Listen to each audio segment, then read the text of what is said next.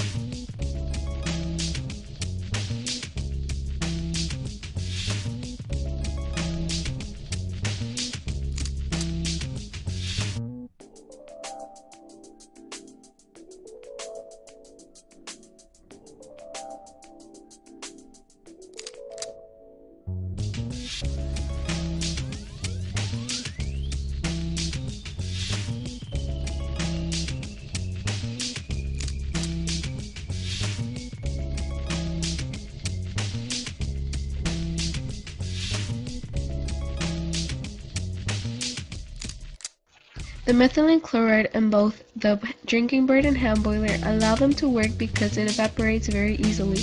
It boils at just 100 degrees Fahrenheit or 40 degrees Celsius. The methylene chloride then moves up through the tubes. In our drinking bird experiment, scientist Miles Sullivan was the inventor in 1946. However, the idea first came up in China between 1910 and 1930. The hand boiler experiment is just a twist off the drinking bird. Many brought the hand boilers to show how passionate they were when holding the hand boiler. For our ELA component, we wrote 2 journal entries on how our experiments went.